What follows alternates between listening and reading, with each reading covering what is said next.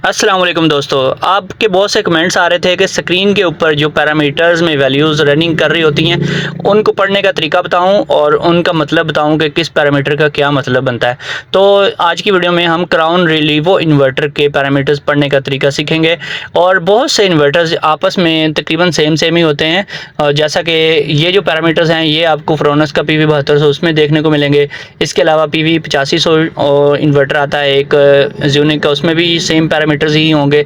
और different types के inverters Primax और लॉन्ग लाइफ और नॉक्स वगैरह में सब में यही सेम होते हैं। यहाँ पर आप देख सकते हैं कि सोलर प्लेट बनी हुई है लेफ्ट हैंड पे, तो यहाँ पर 446 वोल्ट लिखा हुआ है। यहाँ पर V लिखा हुआ आया है, तो V का मतलब है वोल्ट, और इसका मतलब है कि 446 से 447 वोल्ट आ रहे हैं सोलर के। और जो सेंटर में 54.0 या 54.1 का भी हो रहा है, ये बैटरी के वोल्टेज हैं, ठीक है। और इसके बाद हमारे जब हम डाउन की प्रेस करेंगे तो हमारे पास वैल्यू आएगी 4.3 ए का मतलब है एम्पेयर। इसका मतलब 4.3 एम्पेयर सोलर से आ रहे हैं और 3 एम्पेयर जो है वो बैटरी के हैं।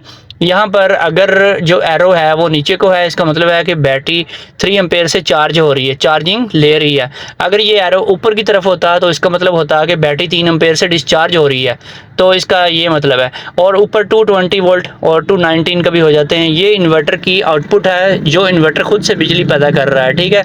और लेफ्ट हैंड पे 0 वोल्ट है, वो है ग्रिड के या वापडा के। और इसके अलावा आप दोबारा डाउन की को प्रेस करेंगे तो आपके सामने डिफरेंट टाइप के पैरामीटर आएंगे। यहाँ पर 1.943 किलोवाट आया हुआ है और ये सोलर प्लेट के नीचे लिखा हुआ है 1943 वाट। इसको 1000 से मल्टीप्लाई करेंगे तो ये वाटेज में आ जाएंगे, ठीक है।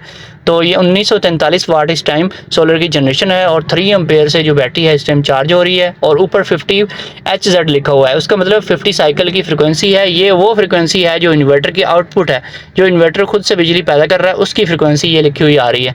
और जो एक राइट साइड पे जो घर बना हुआ है, होम सा बना हुआ है, उसके ऊपर 1.8 या कभी 1.7 हो जाता है, 1.79 किलोवाट। तो इसको 1000 से मल्टीप्लाई करेंगे तो ये बन जाएगा 1790 या 1800 वाट, ठीक है। ये हमारा लोड है। लोड हमेशा आपका सोलर जनरेशन से कम होना चाहिए।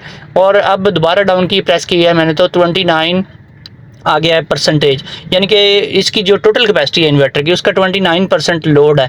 ये 6 किलोवाट का इन्वर्टर है तो ये अप्रॉक्सीमेटली 29% जो है ये 2 किलोवाट या 1900 वाट ही बनता है। इतना लोड चल रहा है और 52 डिग्री सेंटीग्रेड ऊपर लिखा हुआ है। इसका मतलब है कि जो इन्वर्टर की आउटपुट सेक्शन है उसका ये टेम्परेचर है, जो इसका DC सेक्शन है या आउटपुट सेक्शन है उसका 52 डिग्री सेंटीग्रेड है। और लेफ्ट हैंड पे जहाँ प्लेट बनी हुई है वहाँ पे 65 डिग्री सेंटीग्रेड है। ये कुछ लोग समझते हैं कि सोलर पैनल्स का टेम्परेचर बताता है, ऐसा हरगिज़ नहीं होता।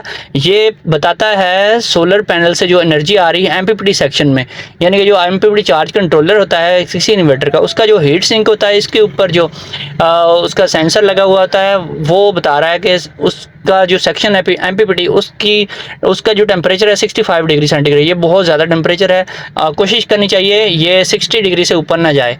और ये आप देख रहे होंगे कि ये टेम्परेचर ज़्यादा है MPPT का और जो 52 है वो कम है।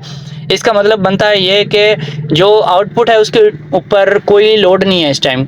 टोटल जो आपका जो इस टाइम लोड चल रहा है वो सोलर पैनल वाला जो MPPT सेक्शन है उसके ऊपर चल रहा है। उसके ऊपर टोटल लोड होने की वजह से वो वाला जो है उसकी हीट ज़्यादा प्रोड्यूस हो रही है। और इसके अलावा इसमें आप देख सकते हैं दोबारा से डाउन की प्रेस करेंगे तो फिर से ये पैरामीटर्स रिपीट भी हो सकते हैं, ठीक है। और इसमें कुछ नई चीज़ें भी आप देख सकते हैं। जहाँ पर A लिखा हुआ आता है वहाँ पे एम्पेयर। यहाँ पे एक और चीज़ आप देख सकते हैं कि 2 एम्पेयर बैटरी के नीचे लिखे हुए हैं और एरो ऊपर को जा रहा है, तो इसका मतलब ये है कि बैटरी 2 एम्पेयर से डिस्चार्ज हो रही है, यूज़ हो रही है। तो 2 एम्पेयर बैटरी से जा रहे हैं, तो इसका मतलब ये बनता है। और 220 वोल्टेज का आउटपुट के वोल्टेज हैं। और अगेन जो लेफ्ट हैंड के ऊपर टॉप कॉर्नर है इसका 0 वोल्ट लिखे हुए हैं। वापडा इस टाइम बंद की हुई है इसलिए 0 वोल्ट वहाँ पे आ रहे हैं। अगर वापडा ऑन करेंगे तो वहाँ पर वापडा का एक आइकॉन या टावर बना हुआ भी आ सकता है और ये 0 की बजाय वहाँ पे 220 या 230 जो भी आपके वापडा के वोल्टेज हैं वो वहाँ पर डिस्प्ले में आ जाएंगे। तो इसका ये तरीकाकार है। और यही तरीकाकार सेम टू सेम फ्रोनस में, ज़्यूनिक में कुछ मॉडल्स हैं और सन लाइफ में और काफ़ी सारे इन्वर्टर्स हैं जिनमें इसी टाइप का डिस्प्ले आपको देखने को मिलेगा। इसी तरह लॉन्ग लाइफ में और नॉक्स, क्रिप्टॉन में और काफ़ी सारे जो इन्वर्टर्स हैं इसमें काफ़ी सारे इसी रेंज में आ जाते हैं। अब ये चीज़ क्या है, U121 ये जो है इसका ये सॉफ्टवेयर है, ठीक है, ये सॉफ्टवेयर का वर्जन है। तो ये इस जगह पे आपको नज़र आता है। तो दोबारा से डाउन की प्रेस करेंगे तो पहले वाले पैरामीटर्स फिर से रिपीट होने स्टार्ट हो गए, यानी कि पहले वोल्टेज आ रहे हैं, उसके बाद फिर दोबारा दबाएंगे तो एम्पेयर आने शुरू हो जाएंगे, बैटरी के भी और सोलर के भी। और ऊपर जो है होम बना हुआ है उसके ऊपर वही चीज़ है जो मैंने पहले बताई। होम का मतलब है कि आपके घर का जो लोड है वो आ रहा होता है यहाँ पे।